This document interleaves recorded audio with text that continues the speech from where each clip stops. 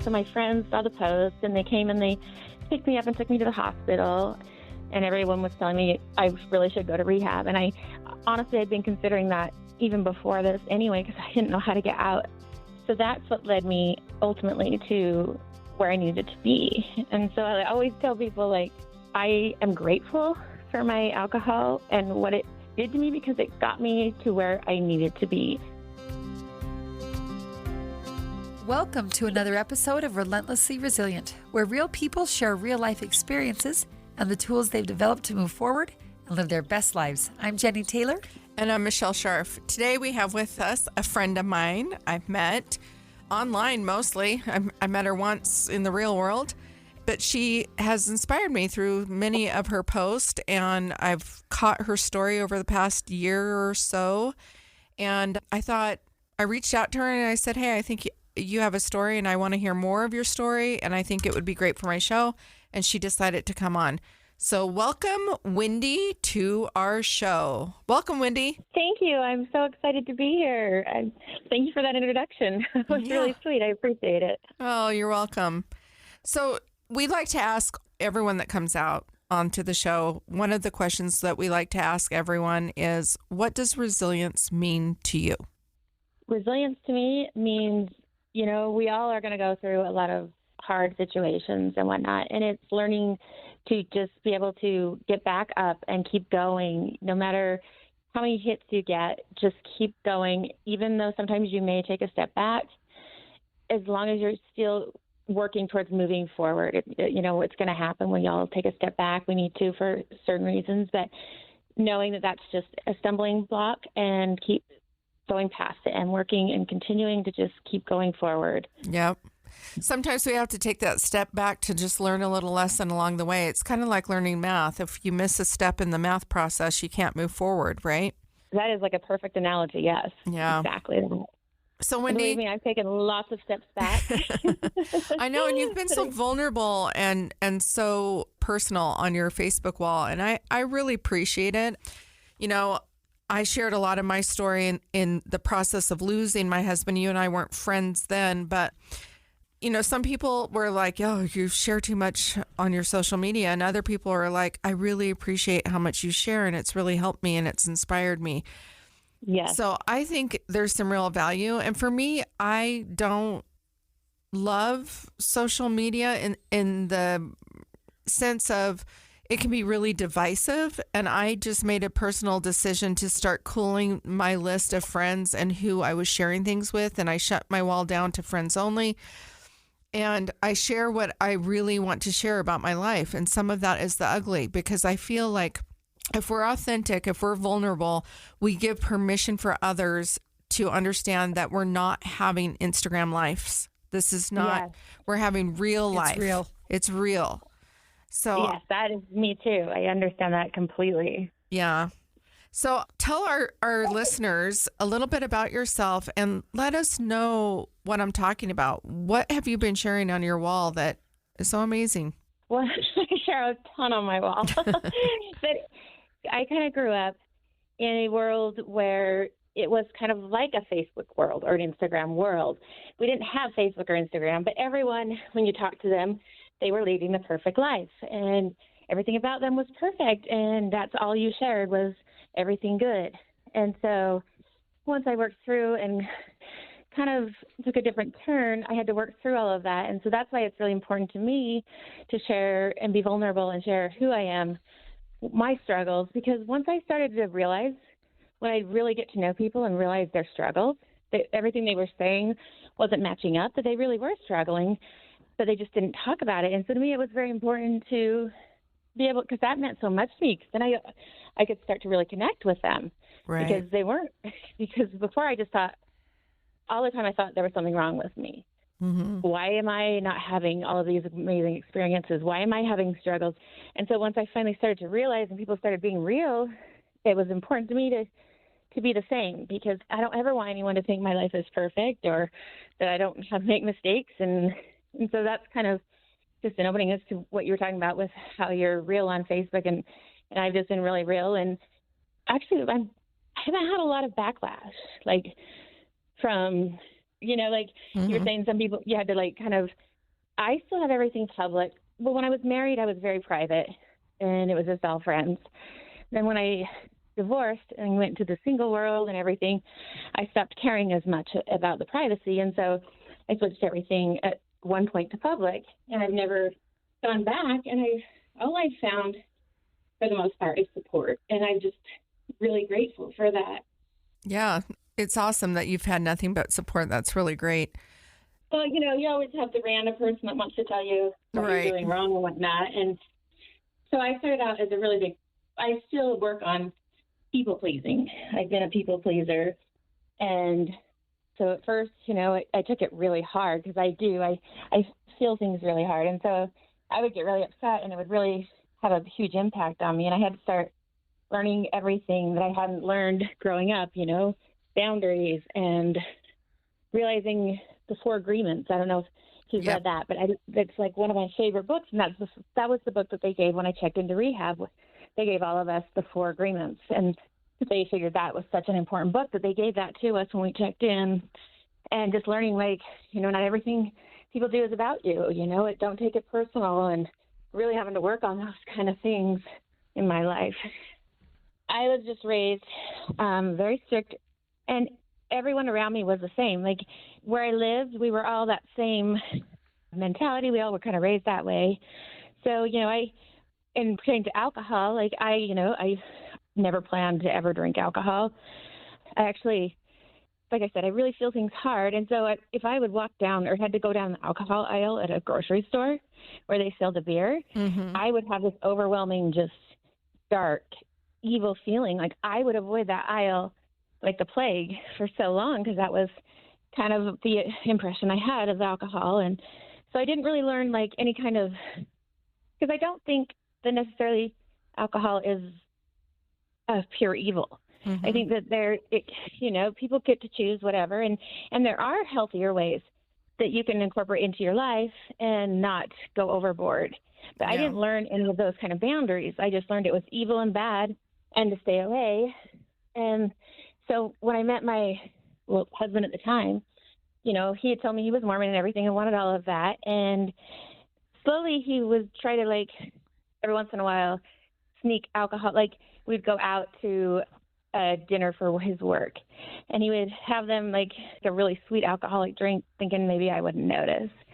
And so for a little while, that was kind of a little bit of a contention in our marriage. Just I wanted nothing to do with alcohol. And anyway, so we were married for 13 years, and then he came to me and told me, that he didn't believe in the religion that we were following, and that we were kind of on the verge of maybe divorce. He was worried because I wanted specific things in the marriage that went along with the religion. He didn't want to be judged if he did different than that. And so it was kind of a really different time. I didn't go through a normal, we got married so young. We were married at 19. We didn't really go through a normal, figuring out who we were or anything before getting married. Right. We thought we had it figured out because that was kind of the way that we were taught. And so we didn't have those experiences.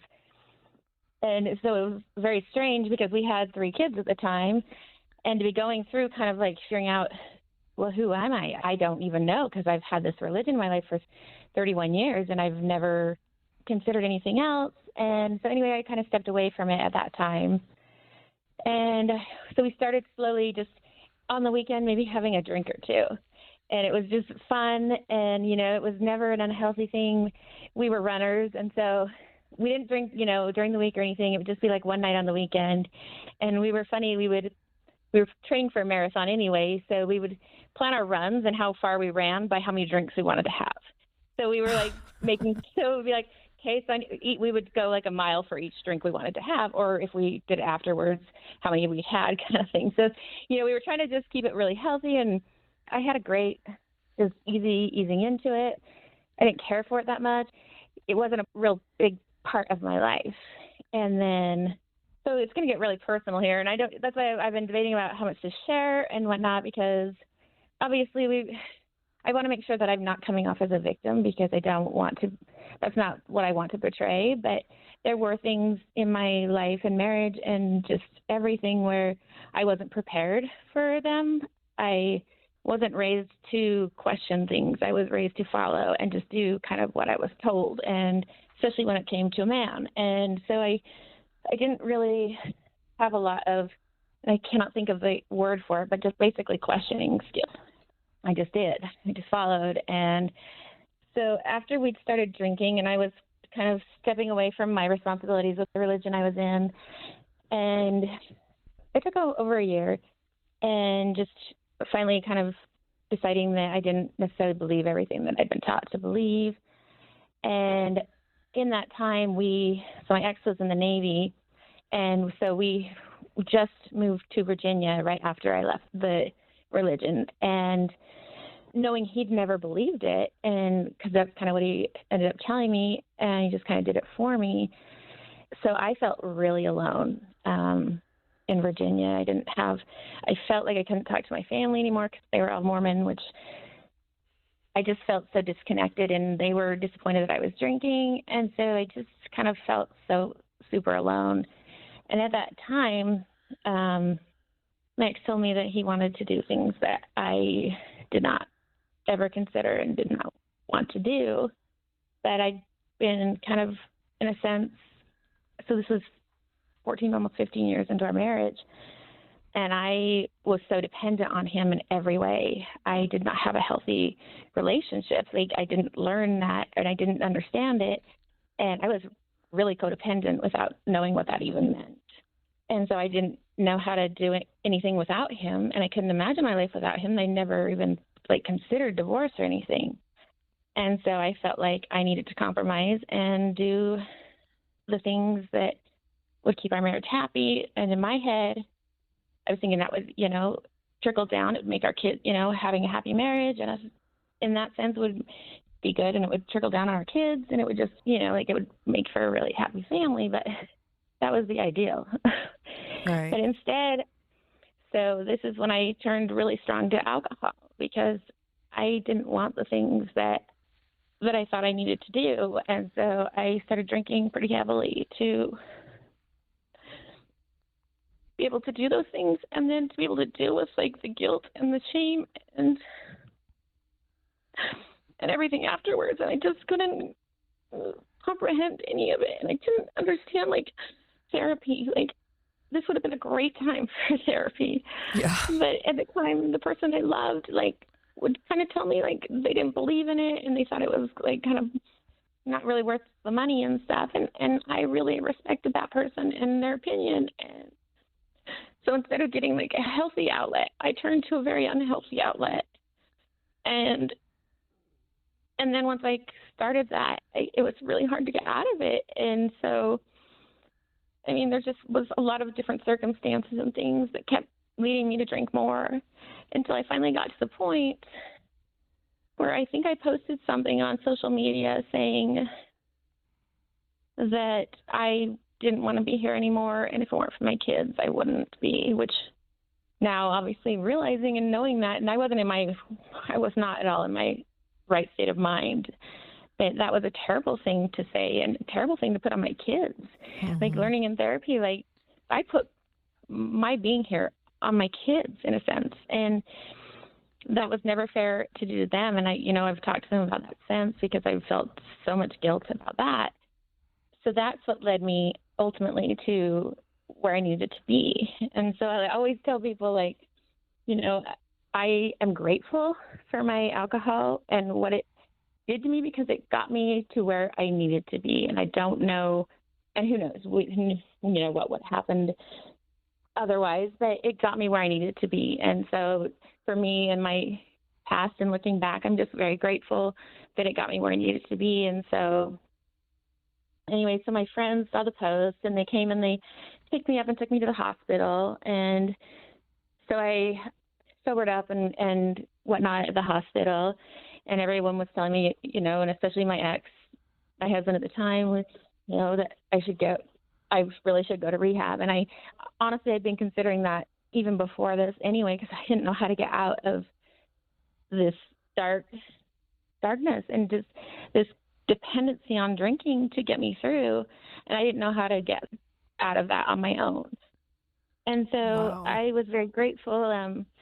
When they came, I had a couple different rehab representatives come and talk to me in the hospital. And I ended up deciding to go up to one of them inpatient. And it was an amazing experience for me. I am just forever grateful that I was able to be there. And finally, I don't know what people think of rehab. I know I didn't understand what it really was or anything about it, but it was a very different experience than what I expected. Yeah. We were up there and we didn't talk a lot about substances. People were up there for drugs or whatever different substances, and we didn't really talk about that. We were trying to figure out the underlying issue. Right. Because it's not really ever about the substance. It's not about the substance. Yeah. It's about the shame, the guilt, the drivers behind what's pushing you to have to mask those feelings, right? Yes, absolutely. Yeah. And so, and understanding that, so that was, and trying to work through all of that was just everything I needed, because I didn't know how to do it without alcohol. Alcohol was my therapist. It was my, my unhealthy, everything that was the exact opposite of what I needed. And I didn't know how to get out of that. And so finding that and finding these healthy outlets and people I could talk to and great therapists. And I was my brain was just, it was on a tunnel vision. I was such a different person. And so they really had to work hard on me. And there was a lot of boundaries. And I didn't understand what boundaries really were. I'd never learned that. And this is where I kind of learned a lot about boundaries also. And so they had a lot of boundaries. We couldn't hug each other. We couldn't comfort each other. So we would have our individual therapy, and then we would have group therapy with everyone there were 2 houses. Everyone lived in our house. We did group therapy and all of our stuff together. So the group therapy was my favorite, except for when I was in the hot seat. Of course. Like I said, my brain, I couldn't think. And when I get the pressure put on me like that and everyone's looking at me, my brain just goes, it's gone. I can't think. It's so crazy. And, I've gotten better at it, but I hated being in the hot seat because I just couldn't understand what they wanted from me. I couldn't understand. And they would get frustrated and I would get frustrated. And I cried and cried so much that first little while because I just couldn't figure it out. And that is a hard place to be in. And especially, I imagine, you're wrapped up with a lot of emotions. We need to take a break. When we come back, we're going to talk about that transition while you were there and the things that you learned. We'll be right back.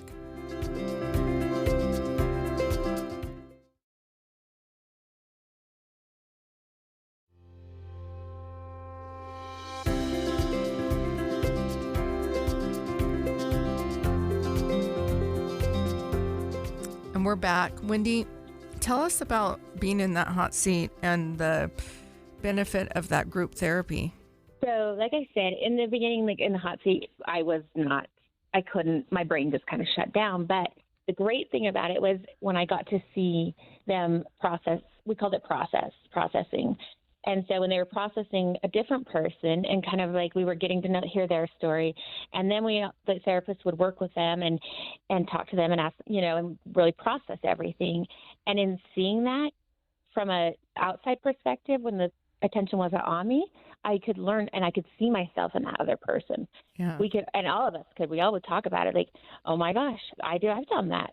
So it was really nice to be able to feel not so alone and seeing that even though the other person might be completely different, come from a completely different background, whatever, but we all have these same kind of experiences or similar experiences or thoughts and whatnot, and just really seeing ourselves through those people. And it helped us kind of work through our things as we were watching them and hearing them work through their things. So that was just an amazing experience. I loved group therapy for that. That's really cool. It's interesting you brought up learning about boundaries, that you didn't really understand that before. Let's talk about that a little bit. Growing up in a strict religious environment, there are boundaries there, but it's just that there's no thinking involved or perhaps opportunities to maybe learn how to set your own healthy boundaries. Yes. Because And it's that's true. just Yeah, you're right. I you're didn't just told, understand how to. right? You're just told what to do, and you're told this is the way it is, and so you don't really recognize the boundaries as a boundary.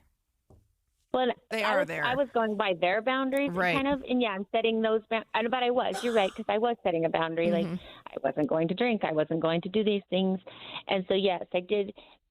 But for my feelings and for what I wanted in my relationships, I was a people pleaser, and so rather than, I may have set boundaries, but I didn't stick to them. Well, people could easily just cross my boundary, and I would let them, and because I couldn't stand up for, I didn't know how to stand up for myself or for those things. Well, and it sounds like, without going into detail, it sounds like your husband decided he wanted to introduce some things into your marriage that you weren't comfortable with. And I can see how maybe that would be a boundary you had no clue to set, because often physical, sexual experiences are not really talked about. Yeah. And so, we're taught and raised that, to marry a good and righteous man, and they're going to take good care of us, and we shouldn't really have to worry about that. That's not something that we'd have to think about, right? Absolutely. And so I can see how maybe you're raised in this environment. You're now kind of sidestepping the initial foundation of holding yourself at a perfected level, a very high level. You're exploring some things outside of the ideal religious lifestyle. And now you just don't know where to say no, because you haven't been taught boundaries, and you haven't been taught that it's really okay for you to tell your husband no, in fact. Yeah. And then in my head, like, in a sense that, because I was also raised to honor my husband, and that, and that marriage was compromised, and I didn't understand kind of where the boundaries should be in that, too, like what you're saying. And right, because it's a very confusing time, right? Because you're exploring your spirituality, but now you're also exploring some edges within your own marriage, and the covenants or the agreements that you had are now kind of being shifted, and you're like, well, is that really okay? Do other people do this? Do I want to do it?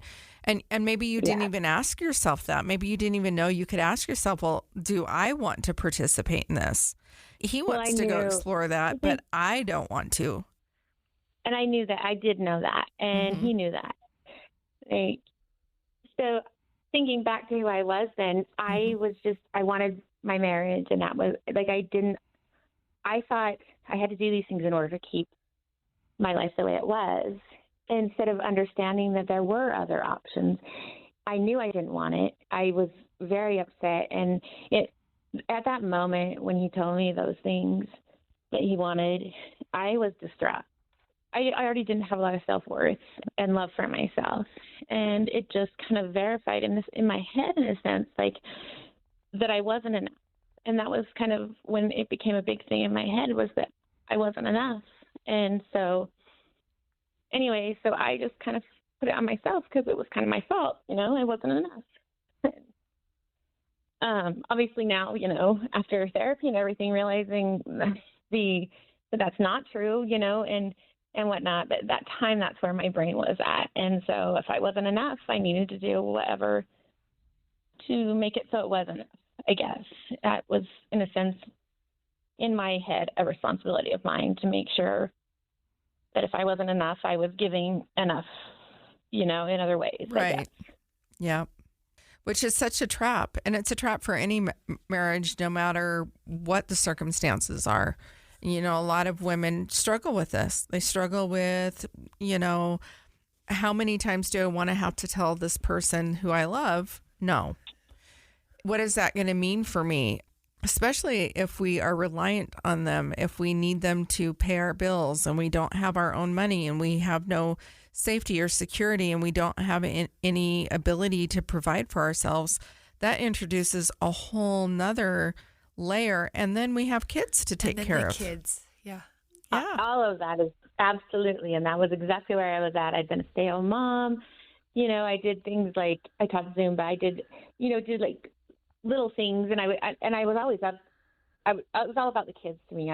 My kids were very important. And so, I was up in their schools and doing and volunteering and that and whatnot, but I didn't have a career that I could just go and make money off of if something happened. And so I just kind of got myself into that bad spot because I kind of made myself codependent, because I didn't go and get any degrees or anything beforehand where I could fall back on. And so, yes, I felt very dependent on him as well. And I was so in love. I was so in love with him. And so it was just, obviously a situation where I didn't understand that there were other options. And yeah. And you end up feeling trapped. Yeah. Yeah.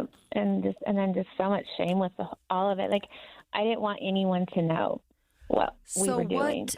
What changed, or can you walk us through kind of the next step of where you realized maybe this wasn't a healthy place to be, or like you said, he's now your ex-husband. That's different from staying in that marriage. Walk us through that journey. Right.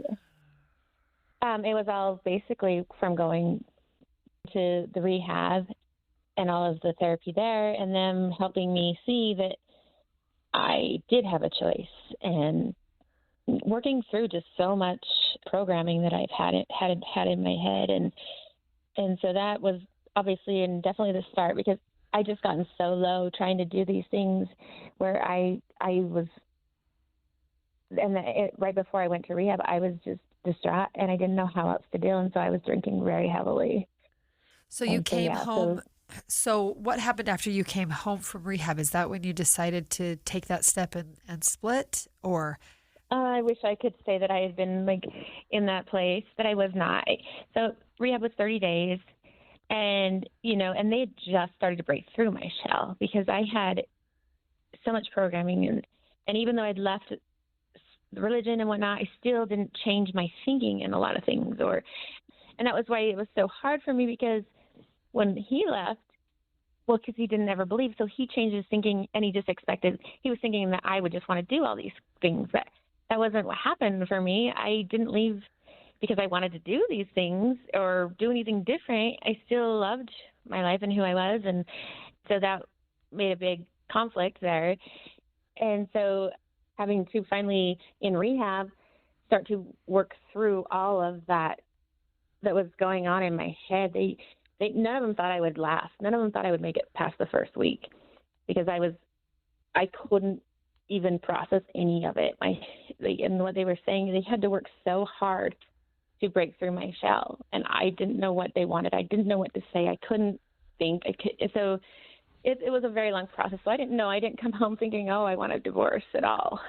I came home thinking we were going to work on everything, and we were going to do therapy and do it, because we had issues in our marriage before and worked through them. And every time I felt like we did that, we were stronger in our relationship. And I kind of just felt that that's what we would do. We were married for 25 years, and that's what we always, had done. And so I did not go into it thinking I'm going to go home and divorce him. But I came home and I had admitted that I wasn't going to drink, and he would drink every night when I got home and come to bed drunk, and I was trying to work on my things that I was working on. So it was a very toxic place for me to be at that time. We were going to a little bit of therapy through my therapist that was still from my rehab, through couples therapy, and they recommended that we split, because we'd been married at 19, never lived alone, and kind of get our own places and kind of figure ourselves out.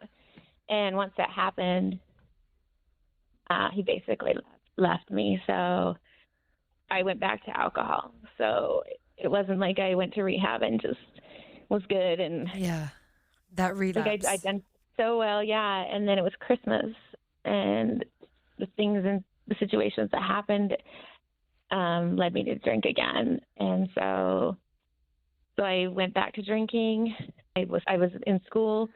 I started school to be a master esthetician, and had to take a leave of absence and go back to rehab. So I went twice to rehab. But I wasn't drinking like I had been before or anything like that. But I knew that I wanted to get back in alignment, and I just knew that I needed more of the therapy that I'd been getting up there. And so it was kind of a no-brainer for me to want to go back and continue the work that I had already started, because it was very intense. It wasn't like, a lot of people, a therapist once a week or whatever. We were doing therapy and working on ourselves the entire time we were there. And that was, after everything, like, I needed that. And so I was so grateful to go back. And going back, I was divorced then, and the first time I couldn't even understand, and all I wanted to do was work on my marriage. And that was why my therapist and all of my peers would get so frustrated, because I couldn't see past that. I just was like, I just got to work on my marriage. And they were trying to get me to understand that I needed to work on myself, and I couldn't see that the first time. So the second time when I went, I was single, and it was just me. And I wasn't working on anything else but me. And so that was just, I was so grateful for that, to get to go back and just with an understanding, such a better understanding of what I needed, and not just being so tunnel vision. So we need to take one more quick break, and then we'll come back and talk about what happened once you were able to kind of focus on yourself, on healing, on improving yourself, and being ready to take those steps forward to where we are today. We'll be right back. Perfect.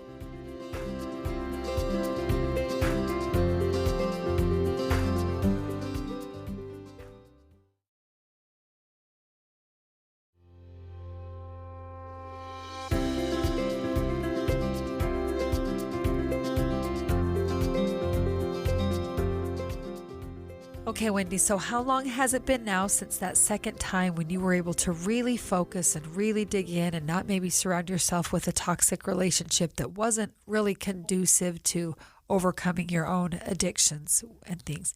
Yeah. How much time has passed, and what's happened in that time? I would say it's been about almost 4 years now.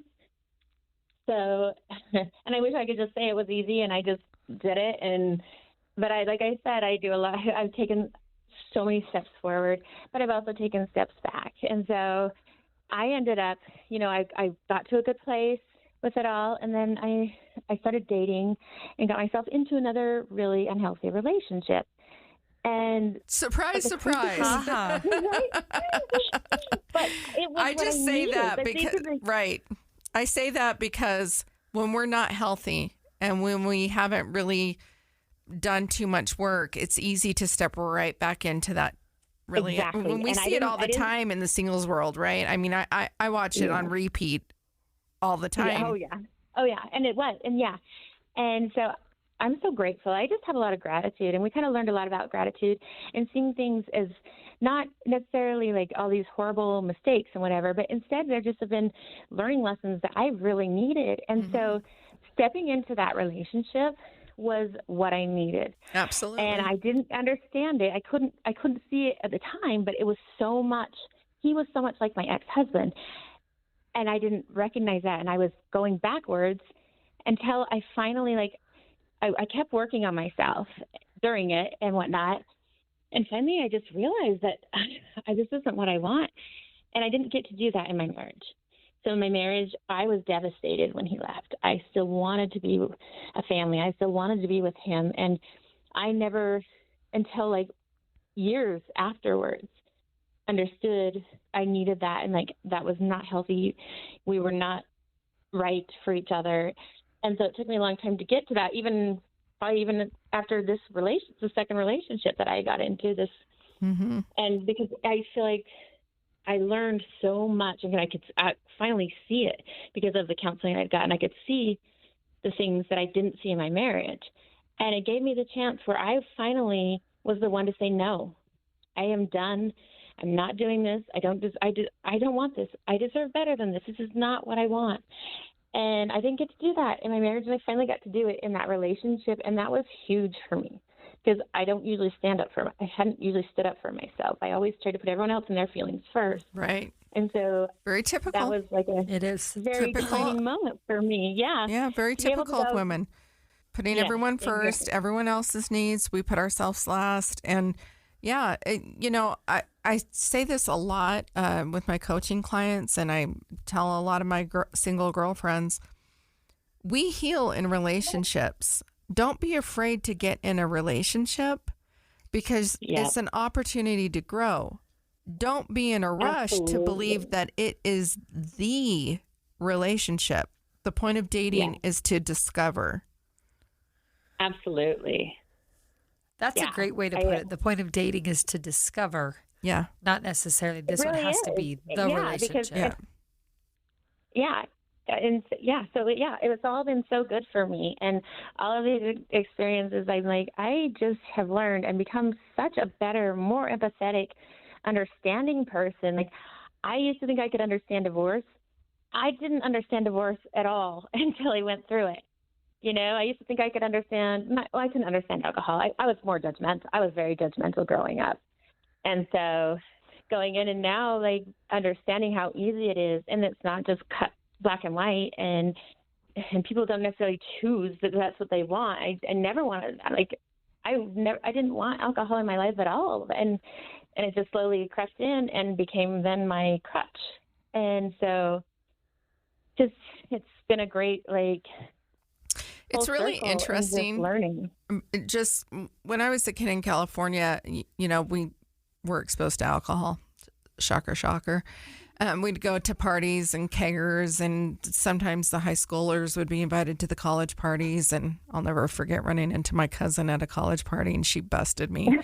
Oh, no. But, you know, there was some exploration with that. But, you know, I was an active Mormon for many, many, many years, multiple decades, and hadn't drank at all for a very long time. And I will say it is one thing that I've noticed in the singles world here in Utah, that there is a lot of people with really unhealthy relationships with alcohol. And there's no reference for what is an average drink? Yeah. What is... how much should my body with my weight, you know, we don't understand what a serving is. And we don't understand that some people can handle a different amount, but our metabolism or our weight or our whatever situation can change how that impacts us. And so, absolutely. So I think that, you know, I've had some people that are like, oh, I want to start drinking. And I'm like, you know, here's my tip for you. And I'm going to tell this tip for all our viewers out there to keep yourself safe. Number one, don't start drinking in a bar. That's a terrible place to experiment. And number two, get online and look up what is the serving size for whatever drink you're making yourself. And what's the total volume of that alcohol versus how much you weigh and what you're going to be putting into your body. Because alcohol it's really is a poison to our body. It's none of it's healthy. But if you're going to do it, you can do it smarter, right? So, and I'm not advocating for drinking alcohol, but I occasionally will have a drink, and I've had to learn the hard way. And I've seen a lot of people learning the hard way around here. And there's just better ways to do it. So definitely. I'm advocating for be responsible and do some Google research. I would add to that. Yeah. You know, I don't drink. I come from a family with quite a heavy tendency for addiction, regardless of body weight. And so that's another factor to key in to where if you as a person or you and your DNA have more addictive tendencies, maybe that one or two reasonable drinks just isn't a reality. My brother he's an alcoholic, and he's sober right now and has been for several years. And for him, the only answer that works for him is complete sobriety. Yeah. Because he knows one drink is going to be 1,000. So for him, it's none. Yeah. And that's hard. It's a battle for him because it's still an addiction. Right. That he faces. Yep, but the one drink is always too many. I love you saying that. What he says, one's too many and 1,000's not enough. And he knows that about himself. Yeah. Yep. I don't want to sound like I don't drink. So that's one thing because I have been working on, you know, having a healthy relationship with alcohol. And I don't know that like what you were saying, that some people can. And so some days I think maybe I'll just completely give it up. You know, why have it in my life? And so I kind of struggle back and forth, like if I even why have it, but I I have to be really careful, and I have to that's the thing, like what you were saying, like looking it up and knowing. And that's what I have to do is I have to know when to stop. And I didn't learn that. I didn't understand that when I was drinking so heavily. Yeah. I just wanted to make myself forget. I didn't want to deal with it. And so I wanted to just keep drinking until I didn't remember.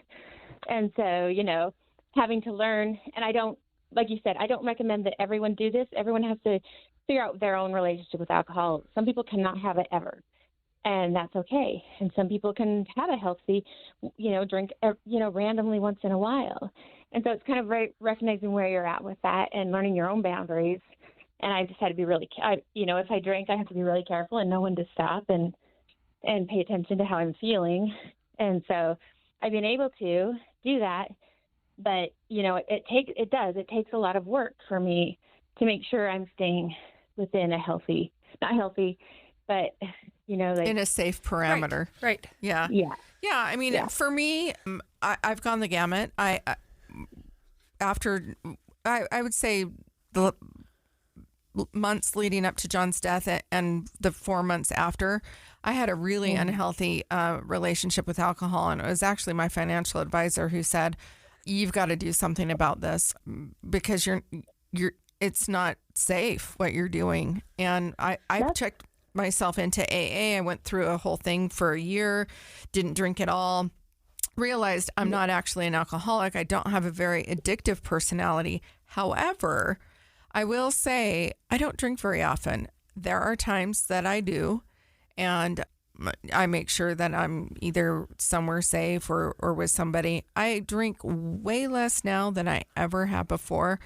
And just the more that I've done research on alcohol itself and the impacts to my body and health and long-term, there's lots of factors. I look at it like sugar. Sugar's terrible for our bodies. It's probably worse than alcohol, honestly, but I don't eat a lot of sugar either, so I really don't need alcohol in my body. It's just poison. I'm the same. And I think you nailed it right there. I think I'm a situational alcoholic, and that's why I really have to be careful. Why it's that self-awareness? Am I drinking because I'm just relaxing one night and want to just relax and have a little fun, just be a little more relaxed, or am I drinking because I'm upset about something? Yeah, right. Am I masking when I'm upset about something? And then it's way more likely that I'm going to go overboard if I'm drinking to try and numb instead, So kind of really paying attention to that. Why am I drinking? Why am I doing this? Because if I'm drinking to numb something or because I'm upset, then I don't feel like I should be drinking at that point. And so I have to really be careful on, and really think about it before pouring a drink. Why am I doing this? Make sure that, I just want to relax. I want to relax with my boyfriend tonight, and just be careful with how much I drink and whatnot. And that's, for me, I'm fine with that. Yeah. But if I'm drinking, I have to just know, like, okay, I'm upset. Because honestly, it just ends up making me more upset. Right. If I drink, it's it makes depressant. Whatever feelings I've had, extra worse, more worse for me. And so, just really knowing and paying attention to myself and knowing my own relationship with alcohol. Yeah, absolutely.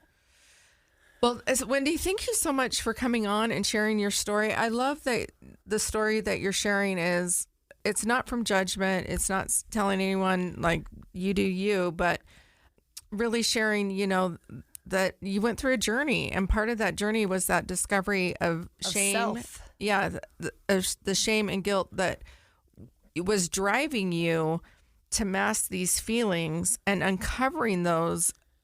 You learn not only what the feelings were and why you had them, but how you could have boundaries around them, and that you could change your circumstance by how you were operating within your relationships. And that's an important message. That is the work. We see a lot. Everything's on TikTok now. There's a million life coaches. Everybody is posting life coach memes all the time. And then you start talking to them. And I'm wildly curious because I've been doing self-awareness work for 30 years. And then I start talking to people and I realize, they haven't done the work. And it takes work. I've met a few really people does. like that where I 100% agree. I'm like, I see their posts, I'm like, wow, and then I meet them in person, and I'm like, well, hold on.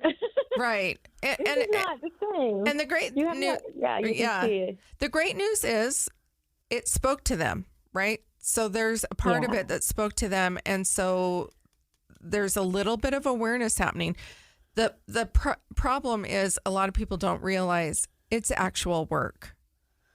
It Yeah. is work. It's actual work. And so I applaud you for doing your work. I applaud you for going to rehab and for being honest and vulnerable and being honest and vulnerable about where you are right now. And, the great news is that you may decide a million different choices after this podcast today, right?